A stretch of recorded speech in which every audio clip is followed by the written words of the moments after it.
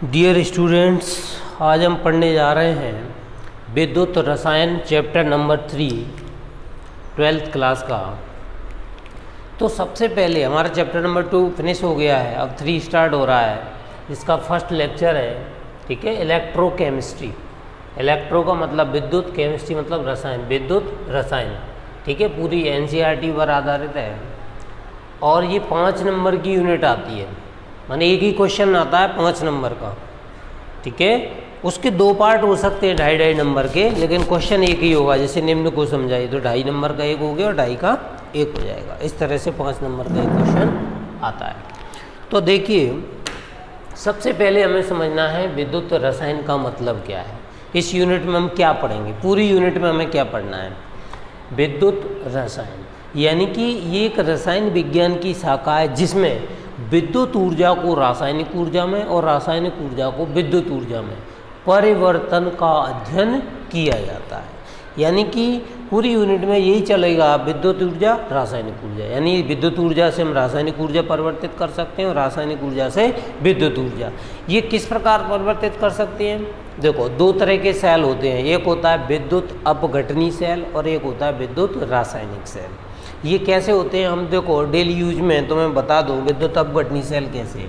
जैसे मान लो मुझे एक पात्र है जिसमें मैंने नमक का विलयन भर लिया NaCl, प्लस आयन और ये माइनस, और इसमें 2 इलेक्ट्रोड मैंने डुबो दिए इस विलयन में, ठीक है।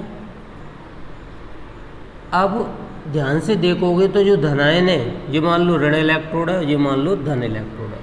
तो ये धनायन तो ऋण इलेक्ट्रोड की ओर जाएंगे और ऋणायन धन इलेक्ट्रोड की ओर जाएंगे, यानी कि एक दूसरे के अपोजिट इलेक्ट्रोड की ओर ये भगते हैं। तो इसमें क्या विद्युत धारा प्रवाहित होने लगती है और इनका अपघटन हो जाता है। इसी सेल को बोलते हैं अपघटनी सेल। विद्युत धारा द्वारा जब विद्युत अपघट्य को अपघटित कर दे, 2 भागों में धनायन ऋणायन में बांट दे, उसे बोलते हैं विद्युत अपघटनी सेल। यानी कि पात्र में जिस पात्र में हो रही है इसे बोलते हैं विद्युत अपघटनी पात्र, ठीक है। तो हमने विद्युत धारा प्रवाहित की तो ये अपघटन हो गया, यानी अलग हो गया, क्लोरीन गैस अलग बन गई, इसी को बोलते हैं विद्युत अपघटनी सेल। तो विद्युत धारा से हमें क्या कराया हमने, इसमें केमिकल एनर्जी ले आए, मतलब रासायनिक ऊर्जा कर, जो दोनों टूटेंगे तो ऊर्जा निकलेगी। तो हमने रासायनिक ऊर्जा में परिवर्तित कर दिया किसको, विद्युत ऊर्जा को। जो हमने यहाँ बैटरी लगा रखी थी, एक धन प्लेट है और एक ऋण प्लेट है, ये बैटरी लगा रखी है, तो इस बैटरी में से विद्युत ऊर्जा गई और विद्युत ऊर्जा से हमने क्या प्राप्त कर ली, रासायनिक ऊर्जा। इसी को हम बोलते हैं विद्युत अपघटनी सेल। एक होता है विद्युत रासायन, हालांकि मैं इनको डिटेल में पढ़ाऊंगा पूरा, विद्युत अपघटनी सेल किसे कहते हैं पूरा सचित्र समझाइए। तो मैंने अभी तो मैं सिर्फ ओवरव्यू दिया है, इसका मोटा मोटा चीज़ बताया है। और विद्युत रासायनिक सेल क्या होता है, विद्युत रासायनिक सेल सब यूज करते होगे, आप बैटरी यूज करते होगे, तो रासायनिक ऊर्जा से क्या मिलती है हमें, विद्युत ऊर्जा। बैटरी के अंदर क्या है, केमिकल रिएक्शन होती हैं और वो रिएक्शन करके हमें क्या है प्राप्त हो जाती है, हम बल्ब जला लेते हैं, टॉर्च जला लेते हैं, जो सेल होता है हमारा उससे हम टॉर्च जला सकते हैं। तो उसके अंदर क्या होती है, रासायनिक क्रिया होती है। कहाँ से आती है ऊर्जा, वही जो रासायनिक केमिकल ऊर्जा है, रासायनिक ऊर्जा है, उसे हम किस में कन्वर्ट कर लेते हैं, विद्युत ऊर्जा में परिवर्तित कर लेते हैं। तो देखिए, विद्युत ऊर्जा को कौन अपघटित कर रहा है, विद्युत अपघटनी सेल। मैंने ऊपर लिखा है, तीर का चिन्ह ये लगाया है ऐसे, ठीक है। तो विद्युत ऊर्जा को यदि मैं विद्युत अपघटनी सेल लगा दूं तो रासायनिक ऊर्जा में परिवर्तित कर सकता हूं। और यदि मुझे रासायनिक ऊर्जा को विद्युत ऊर्जा में परिवर्तित करना है तो कौन सा सेल लगाना पड़ेगा, विद्युत रासायनिक सेल। तो इस पूरी यूनिट में हम क्या पढ़ेंगे, अच्छा डेफिनेशन क्या लिखोगे विद्युत रसायन की। विद्युत रसायन की रसायन विज्ञान की वह शाखा जिसके अंतर्गत विद्युत ऊर्जा को रासायनिक ऊर्जा में और रासायनिक ऊर्जा को विद्युत ऊर्जा में परिवर्तन का अध्ययन किया जाता है, विद्युत रसायन कहलाती है। क्लियर हुआ, बोलो क्लियर हुआ, क्या हो गया होगा। चलिए अब पढ़ते हैं हम चालक। देखो चालक क्या होते हैं, छोटी छोटी चीज़ें हैं जो तुम पहले भी जानते होगे 10th क्लास में। चालक, कुचालक, धात्विक चालक, विद्युत अपघटनी चालक 11th में भी पढ़ा है मैंने। विद्युत अपघट्य, विद्युत अनपघट्य, ये सब 11th में भी पढ़े हैं, है ना। और फिजिक्स में भी पढ़ोगे, यूनिट फिजिक्स की है। अब देखो चालक क्या होते हैं, वे पदार्थ जिनमें से विद्युत धारा प्रवाहित हो जाए, निकल जाए। जैसे मान लो मैं चालक तो चालक जैसे ये कोई चालक है, मान लो कॉपर का तार है Cu, कॉपर, इसमें इलेक्ट्रॉन जा रहे हैं, तो जो विद्युत धारा प्रवाहित हो रही है, जिसमें विद्युत धारा प्रवाहित हो रही है, उसे बोलते हैं हम चालक। अब ये कौन कौन से हो सकते हैं? कॉपर हो सकता है, Fe लोहा हो सकता है, एल्यूमिनियम हो सकता है ना, Ag हो सकता है, सिल्वर, गोल्ड हो सकता है, कुछ भी, कोई भी धातु हो सकती है। हालांकि विद्युत अपघट्य भी हो सकती हैं, जैसे ये भी चालक है, नमक भी चालक है, ठीक है, आगे अपन पढ़ेंगे। तो चालक की डेफिनेशन सब लिख दोगे, वे पदार्थ जिनमें से विद्युत धारा प्रवाहित होती है चालक कहलाते हैं। कुचालक क्या होते हैं? इनमें से विद्युत धारा का प्रवाह नहीं होता हो, ये कुचालक कहलाते हैं। कुचालक। अब कुचालकों से विद्युत धारा, अच्छा कुचालक होते कौन है? कुचालक होती हैं सारी की सारी अधातुएं, जितनी भी अधातुएं सबकी सब कुचालक होती हैं। मतलब इनमें इलेक्ट्रॉन होते नहीं हैं, होते हैं लेकिन स्वतंत्र इलेक्ट्रॉन नहीं होते। यदि किसी पदार्थ में चालकता आपको फाइंड करनी है तो उसमें इलेक्ट्रॉनों का प्रवाह होना जरूरी है, और इलेक्ट्रॉन प्रवाहित तभी होंगे जब स्वतंत्र होंगे घूमने के लिए। यदि किसी के पास इलेक्ट्रॉन की आवश्यकता है तो वो बाहर क्यों निकलेंगे? जैसे मान लो मैं तुम्हें एक एग्जांपल देता हूँ, ये कोई वायर है, ठीक है, इसमें बहुत सारे इलेक्ट्रॉन हैं और इसको मैंने बैटरी से कनेक्ट कर दिया। ये धनायन है। ये तुमने 10th में खूब रटा होगा कि चालक विद्युत के सुचालक होते हैं और कुचालक विद्युत के जो चालक होते हैं उनमें से विद्युत धारा प्रवाहित होती है और कुचालकों से विद्युत धारा प्रवाहित नहीं होती। तो आप ये बताओ कि चालकों से विद्युत धारा क्यों प्रवाहित होती है और कुचालकों से क्यों नहीं होती, ऐसा क्या है? तो मान लो मैंने पहले चालक मान लिया, जैसे मैंने एल्यूमिनियम मान लिया। चलो, एल्यूमिनियम का परमाणु क्रमांक होता है 13। बाहरी कक्षा में इसके इलेक्ट्रॉन कितने होते हैं? पहली में 2, दूसरी में 8 और तीसरी में होते हैं 3। 8 और 2 10 और 3 13। तो बताओ इसमें 3 इलेक्ट्रॉन मुक्त हैं, फ्री हैं। मतलब या तो ये होते ही नहीं तो ये स्थायी होता, या फिर पूरा अष्टक ही पूर्ण हो जाता। लेकिन ये तो बीच के हैं, तो ये क्या चाहेगा? हमेशा इलेक्ट्रॉन निकालना। तो जैसे ही ये बैटरी है 20 वोल्ट की, तो ये यहाँ से क्या इलेक्ट्रॉन भेजेगी। जैसे ये इलेक्ट्रॉन ये अंदर प्रवेश करेगा तो ये इलेक्ट्रॉन इसको धक्का देंगे, ये इसको देंगे, और ये इलेक्ट्रॉन इसको, और इलेक्ट्रॉन बाहर निकलते ही क्या हो जाएगा? परिपथ पूर्ण, और विद्युत धारा प्रवाहित होने लगती है। अच्छा, ये धातु है। अब मैं कोई धातु का एग्जाम्पल लेके देखता हूँ। जैसे मैंने एक वायर लिया है सही इसी के जैसा, ठीक है, और इसमें मैंने फिर से बैटरी लगा दी है 20 वोल्ट की, ठीक है, प्लस माइनस। यहाँ से इलेक्ट्रॉन निकले, ये इलेक्ट्रॉन आ गए, इसमें बहुत सारे इलेक्ट्रॉन पहले से ही हैं। जैसे ये इलेक्ट्रॉन आया, इसको ये धक्का देगा, इसको ये देगा, इसको ये देगा, और ये बाहर नहीं निकलते। क्यों? इसके अंदर जो इलेक्ट्रॉन है वो स्वतंत्र नहीं है। जैसे कुचालक, कोई तो एग्जांपल, इसमें मैंने एल्यूमिनियम लिया, इसमें मान लो आपने फ्लोरीन ले लिया, फ्लोरीन F, इसका मान लो कितना होता है? अधातु है, फ्लोरीन ले लिया, इसका होता है परमाणु क्रमांक 9। पहली कक्षा में 2, दूसरी में कितने हैं? 7। तो या तो इसके 8 हो जाते या फिर ये 7 निकल जाते। तो एक इलेक्ट्रॉन धक्का देगा तो क्या 7 को निकाल पाएगा? नहीं। तो ये स्थायी होने के लिए तुरंत इसको एक इलेक्ट्रॉन मिल जाता है और ये क्या हो जाता है?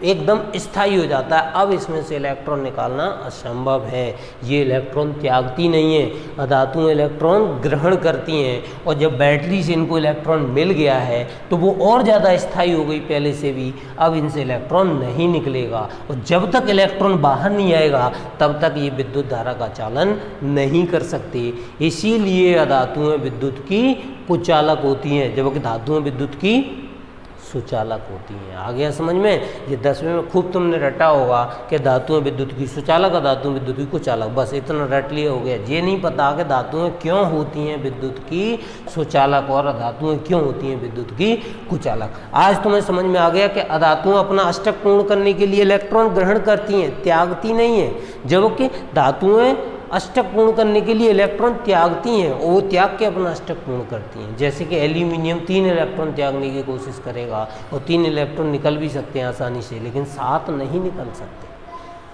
आसान काम फ्लोरीन के लिए लेना है स्थायी होने के लिए, एल्यूमिनियम के लिए आसान काम 7 लेना नहीं है, 3 निकलना है।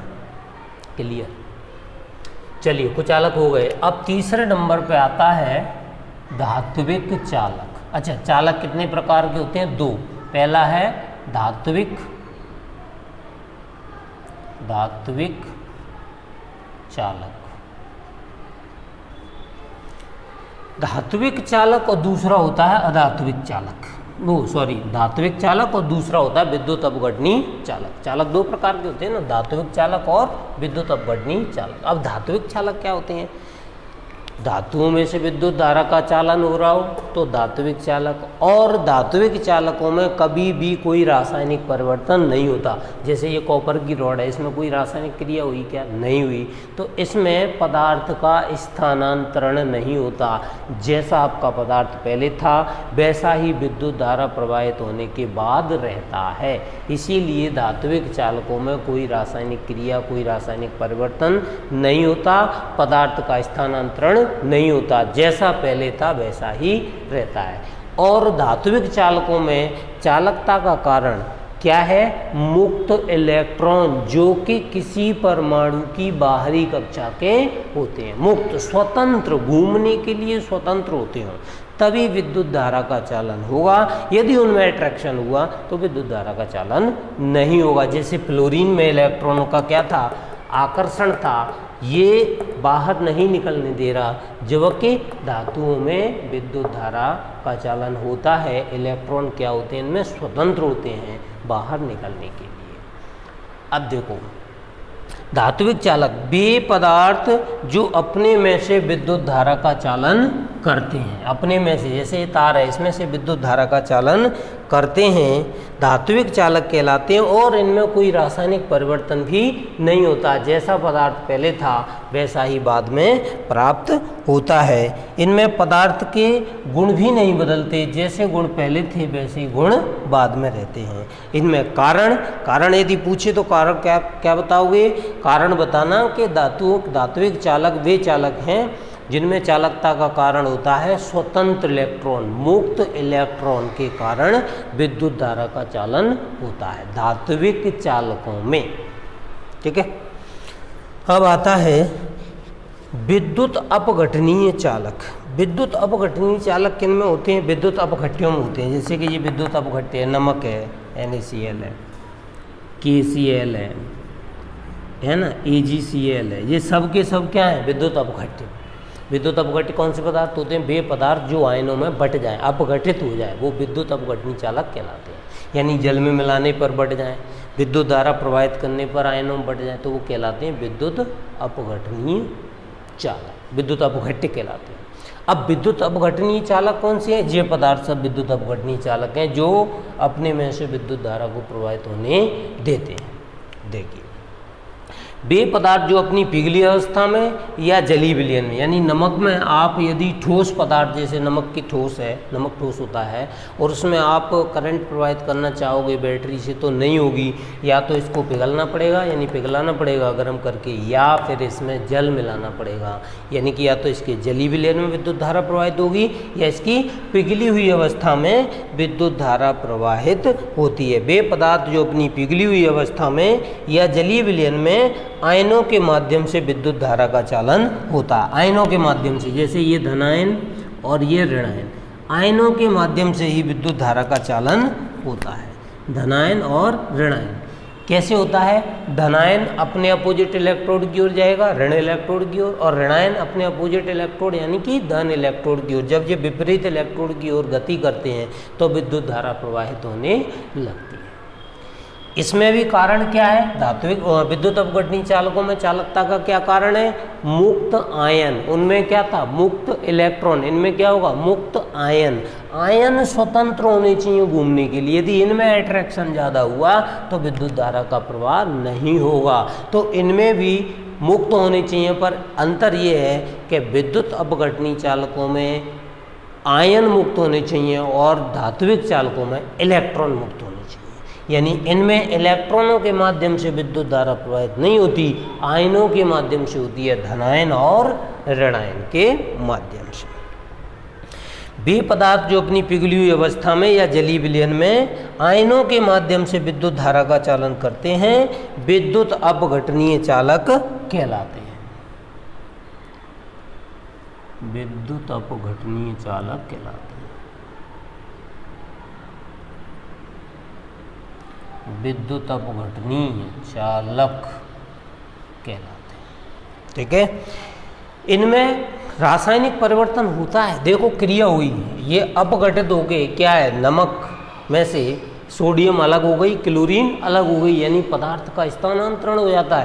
पहले नमक था, अब ये अलग अलग हो गए, गुण बदल गए, क्लोरीन विषैली गैस है, सोडियम में आग लग जाती है, दोनों ही अलग अलग तरह के हो गए, मतलब पदार्थ का स्थानांतरण हो जाता है और उसके गुण भी बदल जाते हैं। नमक से क्या बन गया, सोडियम और क्लोरीन गैस। तो इसमें रासायनिक परिवर्तन होता है विद्युत अपघटनी चालकों में, और पदार्थ का स्थानांतरण भी होता है आयनों के रूप में। ठीक है,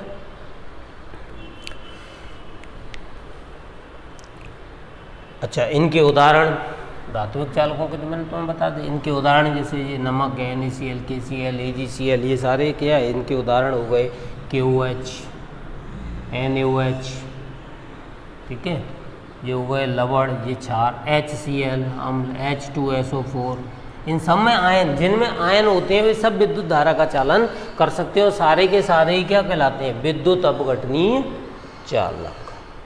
अब आता है दोनों में अंतर, धात्विक चालक और विद्युत। जी इंपॉर्टेंट क्वेश्चन है कि धात्विक चालक और विद्युत अपघटनीय चालकों में अंतर स्पष्ट करो। तो अंतर तो जो डेफिनेशन हमने पढ़ ली इसी से बन जाएगा। पहला अंतर तो आप इसी से बना दोगे कि इनमें विद्युत धारा का, देखो धात्विक चालक में कौन से होते हैं धात्विक चालक, बताता हूँ। धात्विक चालक और विद्युत अपघटनीय चालक, ठीक है। फर्स्ट पहला तो डेफिनेशन से ही बनाओ, इनमें विद्युत धारा का प्रवाह इलेक्ट्रॉन की गति के कारण होता है और इनमें विद्युत धारा का प्रभाव आयनों की गतिशीलता के कारण होता है। फर्स्ट हो गया। दूसरा, इनके रासायनिक गुणों में परिवर्तन नहीं होता और इनके रासायनिक गुणों में परिवर्तन हो जाता है। इस क्रिया में पदार्थ का स्थानांतरण नहीं होता, पदार्थ जैसा था वैसे ही रहता है, लेकिन इस क्रिया में पदार्थ का स्थानांतरण हो जाता है आयनों के रूप में। इनकी चालकता उच्च होती है, इनकी होती है उच्च, इनकी चालकता उच्च, इनकी चालकता निम्न। देखो कैसे उच्च और निम्न। ये इलेक्ट्रॉन है, इलेक्ट्रॉन की गति क्या होती है, लगभग प्रकाश के वेग से चलते हैं। तो जो जितनी जल्दी गति करेगा, चालकता क्या है, इलेक्ट्रॉनों का प्रवाह, विद्युत धारा क्या है, इलेक्ट्रॉनों का प्रवाह। तो जितनी जल्दी इलेक्ट्रॉन चलेंगे उतनी ज़्यादा उसकी चालकता होगी। तो इनमें तो सीधे तार में इलेक्ट्रॉन जाने हैं, ठीक है, और यहाँ इलेक्ट्रॉन टकराया नहीं कि एकदम से आगे आ गया तुरंत, कितना ही लंबा चौड़ा तार। आप यहाँ से 5 किलोमीटर दूर खड़े हो जाओ, यहाँ तार टच करोगे तो वहाँ बल्ब जल जाएगा। आप फोन पे लाइन पे रहना और बोलना कि तार लगाओ, जैसे ही वो टच करेगा बल्ब जले। मतलब प्रकाश के वेग के बराबर होती है इलेक्ट्रॉन की गति। तो इनकी धात्विक चालकों की चालकता उच्च होती है जबकि इनकी कम होती है। क्यों, इनमें आयन चलने हैं, आयन धीमे चलते हैं, इलेक्ट्रॉन की गति के बराबर नहीं चल सकते, ठीक है। जैसे ही आप बैटरी लगाओगे धीरे धीरे आएंगे इलेक्ट्रॉन, इसको तोड़ेंगे और तोड़ने के बाद विपरीत इलेक्ट्रोड की ओर चलना प्रारंभ करेंगे, तब जाके विद्युत धारा प्रवाहित होगी। आप पानी में करंट डाल के देखना, यहाँ तार टच करना, 5 किलोमीटर दूर पानी में देखना, बल्ब जलाना, वहाँ नहीं जलेगा, करंट ही नहीं आएगा इतनी जल्दी, टाइम लगेगा, क्योंकि वहाँ तक जाने में, आयनों को जाने में समय लगेगा। तो इनकी निम्न होती है। अच्छा, ताप बढ़ाने पर चालकता इनकी घट जाती है और इनकी बढ़ जाती है। ताप बढ़ाने पर देखो, ताप बढ़ाने पर इनकी कैसे बढ़ जाती है मैं बताऊं। जब ताप बढ़ाओगे तो जो इनमें अट्रैक्शन फोर्स था Na+ में और Cl- में, वो क्या हो जाएगा, दूर दूर हो जाएंगे। और आयनों में यदि आकर्षण कम हो गया तो विद्युत धारा का चालन तेजी से होगा।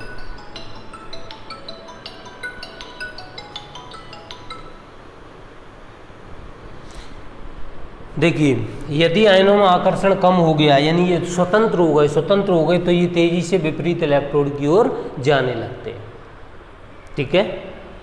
अब आते हैं कि ताप बढ़ाने पर इनकी कम क्यों हो गई। देखो, यदि आप तार को गर्म करोगे तो इनके अंदर जो इलेक्ट्रॉन है उनमें प्रतिकर्षण होने लगेगा एक दूसरे के प्रति, और जैसे ही ये इलेक्ट्रॉन आएगा तो ये तो लड़ने झगड़ने में रह गए, और ये इलेक्ट्रॉन आएगा तो ये इलेक्ट्रॉन किसी को पुश नहीं कर पाएगा।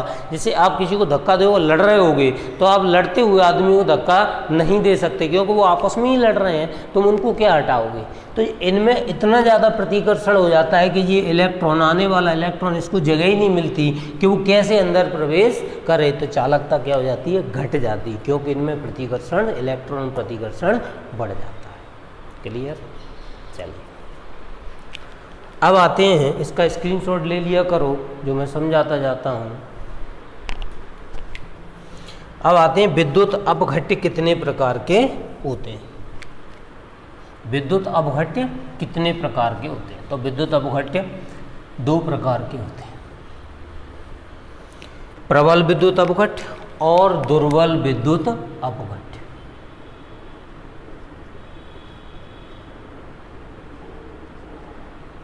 विद्युत अपघट्य कितने? 2 प्रकार के हैं। प्रबल, नंबर 1 प्रबल विद्युत अपघट्य, प्रबल विद्युत अपघट्य। यानी प्रबल विद्युत अपघट्य कौन से होते हैं? जो संपूर्ण रूप से आयनित हो जाए। जैसे मैंने नमक लिया NaCl, इसको गर्म किया और ये पूरी तरह आयनित हो गया, Na+ और Cl-।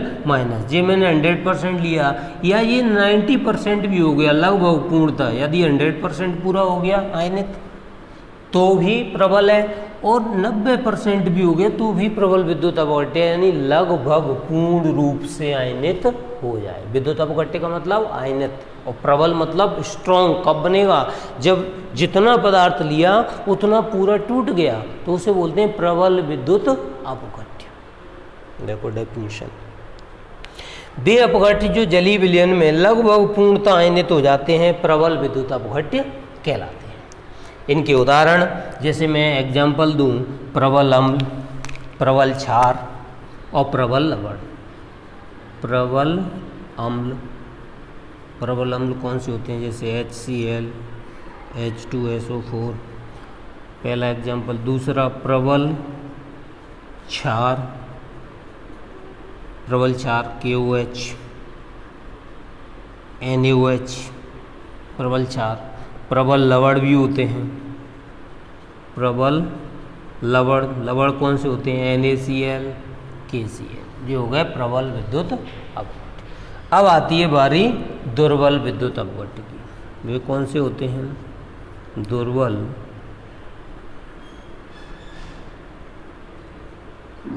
विद्युत अपघट्य।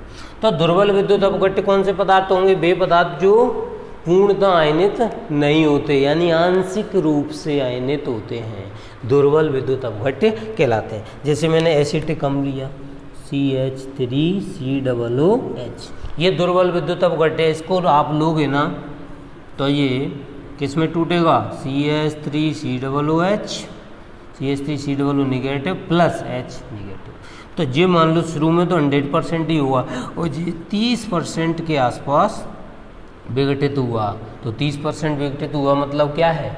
दुर्बल विद्युत अपघट्य। ये हमें कैसे पता चलेगा प्रबल दुर्बल? ये एक्सपेरिमेंट से पता चलता है बेटा, कि जब इसको तोड़ोगे तो ये कितने % विभाजित हो रहा है, वियोजित हो रहा है, आयनित हो रहा है। हालांकि फॉर्मूला इसका आगे आएगा, मैं समझाऊंगा कि ये कैसे हम फॉर्मूले से निकालेंगे कि ये इतने % हो और इसमें इतनी विद्युत धारा प्रवाहित किया जाए तो ये कितने % विघटित हो सकता है, तो वो हम निकालेंगे। ये एक्सपेरिमेंट से पता चलेगा। ठीक है। दुर्बल विद्युत अपघट्य की देखो डेफिनेशन, वे अपघट्य जो जलीय विलयन में आंशिक रूप से आयनित होते हैं दुर्बल विद्युत अपघट्य कहलाते हैं। इनकी चालकता कम होती है, बिल्कुल कम होगी। प्रबल विद्युत अपघट्य की क्या होती है? चालकता अधिक होगी। क्यों?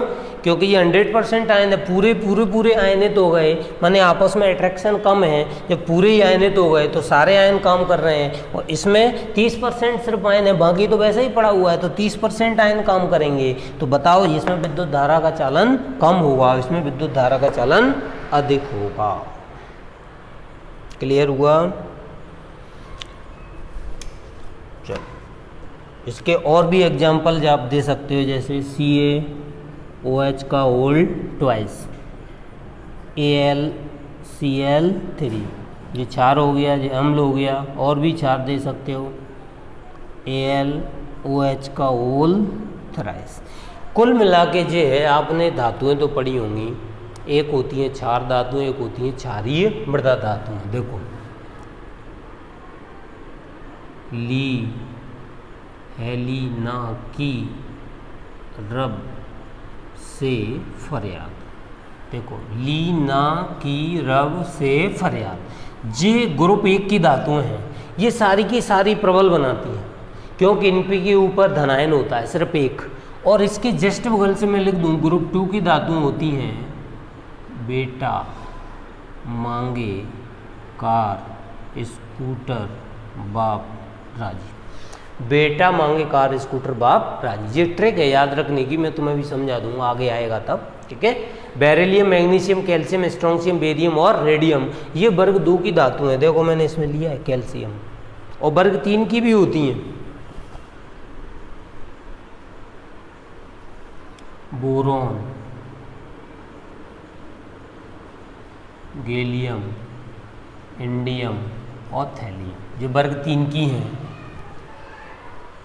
बैगन, आलू, गाजर इन थैला, बैगन, आलू, गाजर इन थैला, बेरिलियम, एल्यूमिनियम, गैलियम, इंडियम और थैलियम, ये सारी ट्रिक्स होती हैं याद रखने की, तुम्हें भी मैं बता दूंगा। तो ये वर्ग 3 की हैं, तो 2 और 3, ये वर्ग 2 और 3 की, वो समूह 1 और 2 की जो धातुएं होती हैं वो क्या बनाती हैं, हमेशा दुर्बल विद्युत अपघट्य। इनके साथ Cl जोड़ दो, सब दुर्बल है, OH जोड़ दो, सब दुर्बल है, इनके साथ लेकिन Cl और OH जोड़ोगे तो प्रबल बनाएंगे। तो ये आगे तुम धीरे धीरे पढ़ोगे तो सीख ही जाओगे, ठीक है। आज के लिए इतना काफ़ी है।